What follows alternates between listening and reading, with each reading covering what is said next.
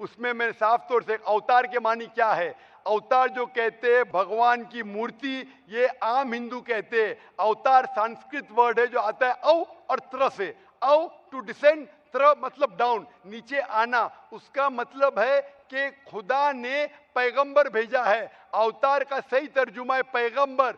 ये मतलब नहीं कि भगवान की मूर्ति या भगवान की शक्ल। अवतार की सही मानी संस्कृत में है पैगंबर। तो हम कहते हैं वो अल्लाह का पैगंबर है। और अल्लाह का आखिरी पैगंबर कल्कि अवतार जो जिक्र है आपकी किताबों में, कल्कि पुराना में, वो मोहम्मद सल्लल्लाहु अलैहि वसल्लम में, यानी मोहम्मद सल्लल्लाहु अलैहि वसल्लम आखिरी पैगंबर है। तो फर्क यह है कि अवतार की मानी आप जानते नहीं हैं।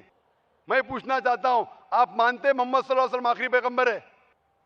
और भी पैगंबर आ सकते हैं? आ सकते ने, बहुत से आ चुके, 1,24,000। और मोहम्मद सल्लल्लाहु अलैहि वसल्लम आखिरी पैगंबर है। इसके बाद कोई पैगंबर नहीं आएगा। आपके किताब में लिखा है कल्कि अवतार आखिरी पैगंबर है। हमारी किताब में लिखा है सूरह अहज़ाब में सूरह नंबर 33 आयत नंबर 40 में क्या मोहम्मद सल्लल्लाहु अलैहि वसल्लम आखिरी पैगंबर है। इसके बाद कोई पैगंबर नहीं आएगा।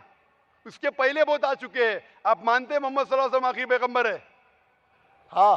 आप मानते हैं कि खुदा एक है? भगवान एक है। आप मानते हैं कि बुत परस्ती गलत है, मूर्ति पूजा गलत है? आप मानते? मूर्ति पूजा गलत है, लेकिन आप अगर अरब कंट्रीज में जाके देखोगे ना, तो वहाँ पे जितने अरब भी कंट्री कंपनीज को हैं, छोड़ो भाई साहब, मैं हिंदुस्तान में हूँ, मैं बम्बई में, आप बॉम्बे में, टाइम बहुत कम है। मैं आपसे पूछना चाहता हूँ, आप मानते हैं क्या मूर्ति पूजा में? अरब कंट्री को छोड़ो, हम बम्बई शहर में, आप मूर्ति पूजा को मानते? जितने भी मुसलमान हैं, अगर उनके किसी के घर में जाके देखो ना, उनके अगर फादर चल गए हैं तो वो उनकी फोटो लगाते हैं, तो वो फोटो भी एक मूर्ति पूजा ही हो गई ना। भाई साहब ने कहा अगर कोई मर जाते उनके फादर की पेंटिंग लगाएंगे, उसकी पूजा करेंगे, वो भी गलत है। हमारे घर में नहीं है। मैं तो सैकड़ों मुसलमान के घर में गया, मैं फोटो नहीं देखा हूं। अगर जो मुसलमान के घर में आपने देखे और वो फोटो की पूजा करता है, वो भी गलत है। आप वैसे मुसलमान मत बनो। मैं आपसे पूछना चाहता हूं, आप मानते हैं कि मूर्ति पूजा गलत है? मैं तो सही मानता हूँ। हाँ, तो आप अभी अपनी किताब पढ़ो। मैं किताब का हवाला दे चुका हूँ। श्वेता उपनिषद चैप्टर नंबर 4 श्लोका नंबर 19 और Yajurveda chapter number 32 shloka number 3। नात्यस्य प्रतिमा अस्ति, उस ईश्वर, उस भगवान की कोई प्रतिमा नहीं, कोई अक्ष नहीं, कोई फोटोग्राफ नहीं, कोई पेंटिंग नहीं, कोई मूर्ति नहीं, कोई बुत नहीं। तो आप अपनी धार्मिक किताब को पढ़ो तर्जुमे के साथ, इंशाअल्लाह सही रास्ते पे आएंगे। मेरी दरख्वास्त है कि आप कुरान मजीद पढ़ो, कुरान मजीद का तर्जुमा पढ़ो और इंशाअल्लाह हिदायत पाएंगे। वक्त की किल्लत होने की वजह से हमें सवाल जवाब का सेशन खत्म करना होगा, लेकिन सवाल जवाब सेशन खत्म करने के पहले अगर कोई नॉन मुस्लिम, गैर मुस्लिम खवातीन के शोबे में से या मर्द के शोबे में से इस्लाम कबूल करना चाहता है तो वो आगे आ सकता है। यह आखिरी मौका है। माइक नंबर 1 पे कोई भी गैर मुस्लिम इस्लाम कबूल करना चाहता है? कोई भी गैर मुस्लिम इस्लाम कबूल करना चाहता है? भाई साहब आपका नाम क्या है? राजू। भाई साहब आपका नाम क्या है? अमूल। आप मानते खुदा एक है? हाँ। आप मानते बुत परस्ती गलत है? हाँ। आप मानते मोहम्मद सल्लल्लाहु अलैहि वसल्लम आखिरी पैगंबर है? हाँ। माशाअल्लाह। आप पे कोई भी जबरदस्ती कर रहा है इस्लाम कबूल करने के लिए? नहीं। कोई भी दबाव? नहीं। कोई भी रिश्वत दे रहा है? नहीं। आप अपने दिल से कबूल करना चाहते हैं? हाँ। अपने खुले जहन के साथ? हाँ। इंशाअल्लाह मैं उस माइक पे देखूंगा। माइक नंबर 2 पे कोई भी गैर मुस्लिम इस्लाम कबूल करना चाहता है? नहीं। माइक नंबर 3 पे। अस्सलाम वालेकुम। वालेकुम सलाम। आपका नाम क्या है भाई साहब? मेरा नाम शिवाजी है। शिवाजी, आप इस्लाम कबूल करना चाहते हैं? हाँ चाहता हूँ। आप- मैं कर्नाटक से आया हूँ। आप मानते हैं कि खुदा एक है? हाँ मानता आप हूँ खुदा मानते हैं एक कि है। मूर्ति पूजा गलत है? हाँ बिल्कुल गलत आप है। मानते हैं मोहम्मद सल्लल्लाहु अलैहि वसल्लम आखिरी पैगंबर है? हाँ। आप पे कोई भी जबरदस्ती कर रहा है इस्लाम कबूल करने के लिए? नहीं कोई नहीं कोई भी दबाव? कुछ भी नहीं। कोई भी माशी दबाव? नहीं कोई भी रिश्वत दे रहा है? नहीं आप कोई खुले नहीं। दिल से करना चाहते हैं? पूरे दिल से करना चाहता हूँ। अपने खुले दिमाग के साथ? हाँ। इंशाअल्लाह मैं भी करवाऊंगा। मैं आपसे एक सवाल करना चाहता हूँ। भाई साहब सवाल आप बाद में कर सकते हैं, वक्त की किल्लत है, हमें खत्म करना चाहिए प्रोग्राम। आप इंशाअल्लाह स्पीकर लॉन्च में आ सकते हैं, मैं आपके सवाल का जवाब दूंगा। माइक नंबर 4 पे खवातीन के शोबे से कोई भी खवातीन गैर मुस्लिम इस्लाम कबूल करना चाहती है? हेलो, ये आपका नाम क्या है बहन? मेरा नाम मनीषा है। आप मानते हैं कि खुदा एक है? जी, मैं बताना चाहती हूँ कि मैंने दिल से इस्लाम एक्सेप्ट किया है माशाअल्लाह। और मैं 2 साल से मतलब ईमान ला चुकी हूँ माशाअल्लाह। और मैं पिछले साल भी पूरे रोजे रखी हूँ और इस साल भी रखी हूँ। माशाल्लाह। और मेरे फ्रेंड सर्कल से मुझे इस्लाम की पूरी जानकारी मिली है। और मैं जब वक्त मिले तो नमाजें भी पढ़ती हूँ। माशाल्लाह। और मेरा सवाल अभी है कि मैं हिंदू कल्चर से हूँ और अभी मेरे लिए कोई लड़का देख रहे, मेरे माँ बाप, हिंदू लड़का, और मैं तो दिल से इस्लाम एक्सेप्ट क्यों, तो मैं हिंदू के वो सब फॉलो नहीं कर सकती, मूर्ति पूजा वगैरह मैं नहीं कर सकती, और मुझे इंटरेस्ट है इस्लाम में, अभी उससे मैं पीछे नहीं जा सकती हूँ। और फिर मेरी प्रॉब्लम है कि मैं मेरे मम्मी डैडी को कैसे इसके बारे में बताऊं। बहन, मेरी दरख्वास्त है कि आप इस्लामिक मैरिज ब्यूरो में आपका नाम दीजिए, आपके क्राइटेरिया दीजिए। इंशाअल्लाह उम्मीद है कि इस इस्लामिक ब्यूरो से आपको कोई अच्छा मुसलमान लड़का मिल जाएगा। हम दुआ करते हैं ताकि आप उसको अपना हमसफर बना सके और इंशाअल्लाह आप उसे जिंदगी बसर कर सके। जी, मुझे एक ही पूछना है कि सवाल जवाब खत्म हो चुका है, वक्त बहुत कम है बहन। आप बाद में खवातीन के शोबे में सवाल पूछ सकती है, वक्त की किल्लत है। मैं पूछना चाहता हूँ माइक नंबर 5 पे, 5वें माइक से कोई भी खवातीन गैर मुस्लिम इस्लाम कबूल करना चाहती है? नहीं, कोई नहीं। इंशाअल्लाह 4 भाई इधर है। माइक नंबर 1 पे 2 भाई है, माइक नंबर 3 पे 2 भाई है। मैं इंशाअल्लाह शहादा कहूँगा अरबी में, आप उसे दोहराइए। अशहदु अल्लाह अल्लाह इलाहा इलाहा इल्लल्लाह इल्लल्लाह व अशहदु अन्ना मुहम्मदन अब्दुहु व रसूलुहु। मैं शहादत देता हूँ कि अल्लाह के अलावा कोई माबूद नहीं और मोहम्मद सल्लल्लाहु अलैहि वसल्लम उसके पैगंबर और बंदे हैं। माशाअल्लाह मुसलमान हो चुके हैं। और मैं दुआ करता हूं अल्लाह सुब्हानहू व तआला से कि आपको इंशाअल्लाह हिदायत दे, आपको इस दुनिया और आखिरत में सफलता दे, और दुआ करता हूं कि आपको जन्नत नसीब फरमाए। वक्त की किल्लत होने की वजह से हम इस सवाल जवाब सेशन को ख़त्म करते और दरख्वास्त करते कि हमारे जो भी मुकर्रिरीन हैं जो इस कॉन्फ्रेंस में आ चुके, और मैं दावत देता हूं कि शेख सऊद शरेम वो इंशाअल्लाह स्टेज पे आ सके, और शेख फैज़ुर रहमान से कहता हूं कि मुकर्रिरीन को बुलाए। अगर मछली देंगे तो 2 महीने के लिए, गोश्त देंगे तो 3 महीने के लिए, खरगोश देंगे 4 महीने के लिए, बकरी देंगे तो 5 महीने के लिए, सूअर देंगे तो 6 महीने के लिए, अगर परिंदे देंगे तो 7 महीने के लिए, हिरन देंगे तो 8 महीने के लिए। पूरा मेन्यू है। आपको क्या चाहिए? मछली, गोश्त, बकरी, परिंदा। अगर भैंस देंगे तो 11 महीने के लिए, अगर आप गाय देंगे तो 12 महीने के लिए, और अगर आप राइनोसरस या रेड मीट ऑफ गोट देंगे तो हमेशा के लिए संतुष्ट रहेंगे। पूरा मेन्यू है। क्या चाहिए आपको? फिर भी हम देखते हैं कि हमारे हिंदू भाइयों और बहनों, उनको गलत फहमी है कि हिंदू मजहब सिखाता है कि गोश्त खाना हराम है। क्योंकि जब हिंदू मजहब से काफी लोग जा रहे थे और मुतासिर हो रहे थे दूसरे मजहब से, वो क्या करने लगे? दूसरे कल्चर अडॉप्ट करने लगे।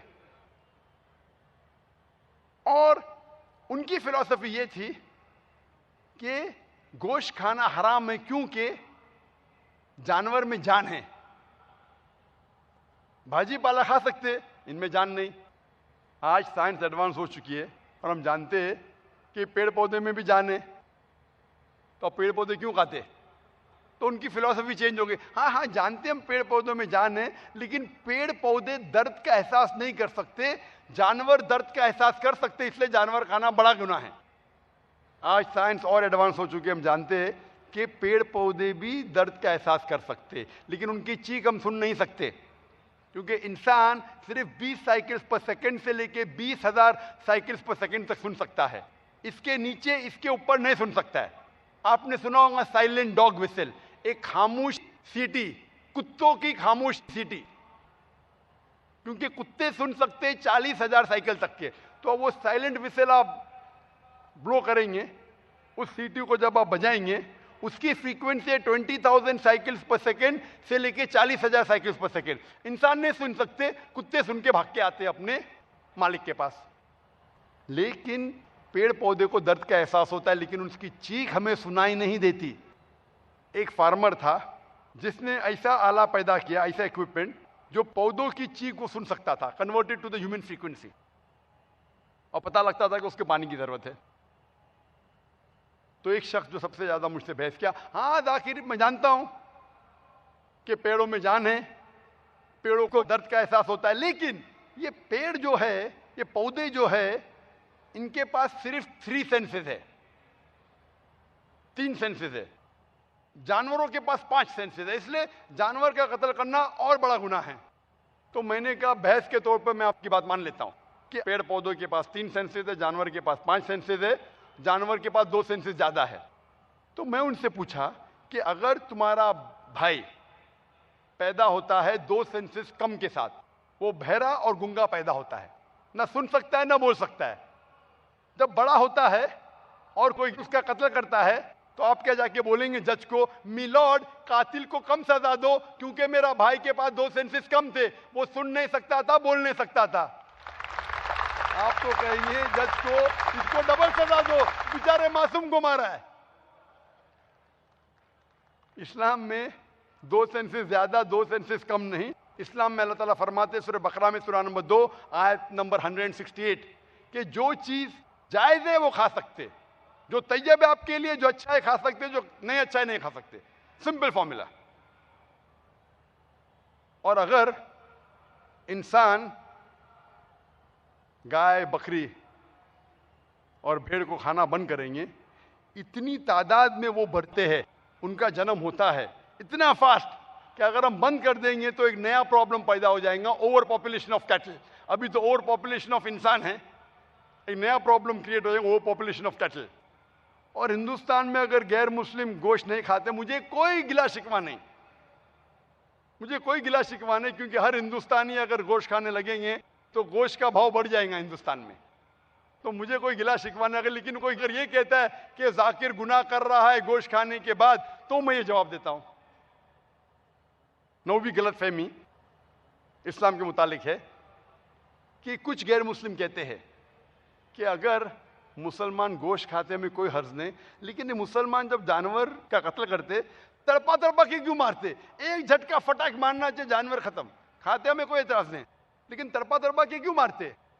तो एक मुसलमान एक सिख के साथ बहस कर रहा था, वो सिख बोला तुम मुस्लिम एकदम जाहिल है, बेरहम है, तुम लोग जानवर को तड़पा तड़पा के मारते। तो मुसलमान ने कहा हम मुसलमान मर्द के बच्चे आगे से अटैक करते, तुम सिख बुज़दिल है पीछे से अटैक करते। ये था बैटल ऑफ विट्स, हिकमा। लेकिन ये सही जवाब नहीं, ये जवाब सही नहीं कि हम मर्द के बच्चे इसलिए आगे से अटैक करते, ये बैटल ऑफ विट्स। सही जवाब है कि इस्लाम में हम जब ज़बिया करते हैं तो छुरी होना चाहिए तेज, ताकि जानवर को ज्यादा दर्द ना हो। कई चीजें हैं, वक्त की किल्लत होने की वजह से मैं सिर्फ अहम बातें कहूंगा कि जब हम ज़बिया करते हैं तो गर्दन के जो थ्रोट है उसको काटते हैं, and the vessels of the neck, जो नस है गर्दन की उसको काटते हैं, without damaging the spinal cord. जब हम ये करते हैं तो हार्ट पंप कर रहा है ब्लड को, हार्ट जब ब्लड को पंप कर रहा है और vessels of the neck damage होते, हार्ट पंप होने की वजह से चंद मिनटों में जो खून रहता है जिस्म में, जानवर के जिस्म में, वो बाहर निकल जाता है, स्पाइनल कॉर्ड को डैमेज नहीं करते। क्योंकि अगर स्पाइनल कॉर्ड को डैमेज करे तो वो नर्व जो ब्रेन को जा रही है, अगर कार्डियक नर्व कट जाएंगी तो दिल भी कार्डियक अरेस्ट, जो दिल को जा रही है अगर कट जाएंगी तो कार्डियक अरेस्ट होगा, खून बदन में जम जाएगा। हम खून को जानवर के बहाते हैं क्योंकि आज साइंस कहती है कि खून is a good media of germs and bacteria, toxin, जिरासिम का बहुत अच्छा मीडिया है। अगर इसके साथ हम गोश्त को खाएंगे तो बहुत चांसेस है कि हम उसकी बीमारियों को खाएंगे और इंसान और आसानी से बीमार हो सकता है। We are hygienic, we are scientific. और जब गोश्त में खून की कमी रहती तो वो गोश्त और दिनों तक ताज़ा रह सकता है। और लोगों को गलत फहमी है कि जानवर तड़पा तड़पा के मरते हैं। हम जब ज़बिया करते हैं तो खून का जो फ्लो रहता है ब्रेन को, उस हिस्से का जिससे दर्द महसूस होता है वो कट जाता है। तो जानवर को दर्द नहीं होता है, जानवर तड़पता है दर्द के मारे नहीं, क्योंकि there is contraction and relaxation of the muscles. Muscles के कॉन्ट्रैक्शन और रिलैक्सेशन की वजह से, लैक ऑफ ब्लड के वजह से वो तड़पता है, नॉट बिकॉज ऑफ पेन। दर्द के एहसास से नहीं। सो इस्लामिक तरीका ज़बिया का मॉडर्न तरीके से कई गुना दयालु है और बेहतर है और साइंटिफिक है। 10वीं गलत फहमी जो इस्लाम के मुतालिक है कि कई गैर मुस्लिम कहते हैं कि आज की साइंस और टेक्नोलॉजी कहती है कि जो चीज़ आप खाते हैं वो चीज़ आप पे असर करती है। It has an effect on your behaviour. जो चीज़ आप खाते हैं वो आपके बिहेवियर को इफेक्ट करता है। और आप मुस्लिम लोग जानवर खाते और जानवर की तरह बर्ताव करते। तो मैं कहता हूं इन गैर मुस्लिमों से, मैं बिल्कुल मानता हूं आपकी बात, जो आप खाते हैं आप पे असर करता है। इसीलिए हम मुसलमान भेड़, बकरी, गाय, दयालु, शांति, सलामती वाले जानवर खाते क्योंकि हम सलामती चाहते हैं। हम शेर बब्बर ऐसे फिरोशियस जानवर नहीं खाते क्योंकि हम वायलेंट नहीं हैं। हमें इजाजत है सिर्फ दयालु, शांति, सलामती के जानवर खाने की। Peaceful animals, the cattle, cow, goat, sheep. और अल्लाह ताला फरमाते हैं कुरान मजीद में सूरह आराफ में सूरह नंबर 7 आयत नंबर 157, अल्लाह ताला कहते कि जो रसूल आपको हुक्म देते हैं कि ये खाओ तो आपको खाना चाहिए। जो हुक्म देते अच्छी चीज का वो अच्छी चीजें करो, और जो चीज गलत है और बुरी है उसकी मुमानियत है आपके लिए। जो अल्लाह के रसूल what he commands you to take you should take, what he forbids you should abstain from। अल्लाह ताला फरमाते सूरह हशर में सूरह नंबर 59 आयत नंबर 7 में कि अल्लाह के रसूल आपको इजाजत देते हलाल चीज की और मुमानियत करते हैं गलत बुरी चीजों से। और हदीस में आपको पता चलेगा साफ तौर पे किस जानवर खाने की इजाजत है, कौन से जानवर खाने की इजाजत नहीं, कई हदीसों में।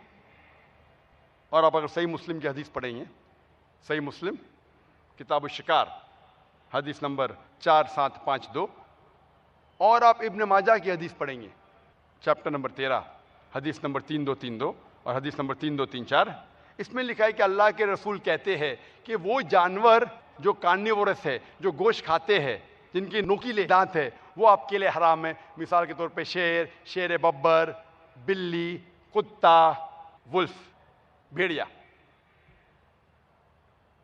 वो जानवर मिसाल के तौर पे चूहा, रैबिट्स विथ क्लोज, वो खरगोश जिसके नोकीले नाखून हैं, वो जानवर जैसे सांप, मगरमच्छ, वो परिंदे जो दूसरे जानवर खाते हैं और जिनके पास नोकीले नाखून हैं, मिसाल के तौर पे कौवा, उल्लू, वल्चर, ईगल, चील, इन सारे जानवर की ममानियत है।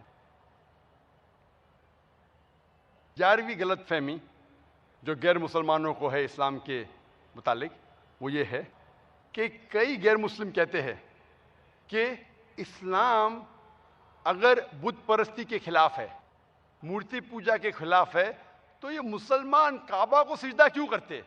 ये कहते हैं कि मूर्ति पूजा हराम है, लेकिन मुसलमान सबसे बड़े बुत परस्त है, सबसे बड़े मूर्ति पुजारी है। वो काबा को सिजदा करते और काबा की इबादत करते। कोई भी मुसलमान काबा की इबादत नहीं करता है, काबा को नहीं पूछता है। काबा हमारा किबला है, क्योंकि अल्लाह ताला फरमाते सूरह बकरा में सूरह नंबर 2 आयत नंबर 144 में, आयत नंबर 144 में कि turn your face towards the sacred mosque. आप मस्जिद हराम की तरफ अपना चेहरा कर लो। जब भी आप नमाज पढ़ते हो मस्जिद हराम की तरफ चेहरा करो, सेक्रेड मॉस्क की तरफ। काबा हमारा किबला है और हम जब नमाज पढ़ते हैं जमात में पढ़ना पसंद करते हैं। मिसाल के तौर पे अगर नमाज पढ़ना है आज हमें, तो कुछ लोग कहेंगे दक्षिण की तरफ हम रुख करेंगे, कुछ कहेंगे पश्चिम, कुछ कहेंगे पूरब। हम किस तरफ देखेंगे? तो यूनिटी के लिए, यकसानियत के लिए हम काबा की तरफ रुख करके नमाज पढ़ते। कि आप और मुसलमान सबसे पहले लोग थे जिनने दुनिया का नक्शा बना। जब मुसलमान दुनिया का नक्शा बनाते थे तो साउथ पोल था ऊपर और नॉर्थ पोल था नीचे और काबा था बीच में। ये वेस्टर्न कार्टोग्राफर्स है और मैप को उल्टा किया, नक्शे को उल्टा किया, नॉर्थ पोल ऊपर साउथ पोल नीचे, लेकिन फिर भी काबा बीच में है। माशाल्लाह, काबा दुनिया के बीच है। अगर आप नॉर्थ में तो साउथ में दिशा करके नमाज पढ़ो, साउथ में तो नॉर्थ को देख के नमाज पढ़ो, वेस्ट में तो ईस्ट की तरफ, ईस्ट में तो वेस्ट की तरफ। काबा दुनिया का सेंटर है। जब हम उम्रा के लिए जाते या हज के लिए जाते, हमारे लिए फर्ज है कि हम काबा का तवाफ करें। काबा के इर्द गिर्द तवाफ करना हमारे लिए फर्ज है। हम तवाफ क्यों करते? क्योंकि अल्लाह का हुक्म है, अल्लाह के रसूल का हुक्म है। जी खुशामदीद दोस्तों, उम्मीद करता हूँ वीडियो आपने पूरी देखी होगी और आपको पसंद भी आई होगी। दुनिया में अल्लाह ताला ने इंसान भेजे और इंसानों को के दरमियान फिर अल्लाह ताला ने तकसीम भी फरमाई। तकसीम इंसानों ने खुद अपने आप से फरमाई। अल्लाह ताला ने इंसान को इख्तियार दिया। कुरान में अल्लाह ताला फरमाते हैं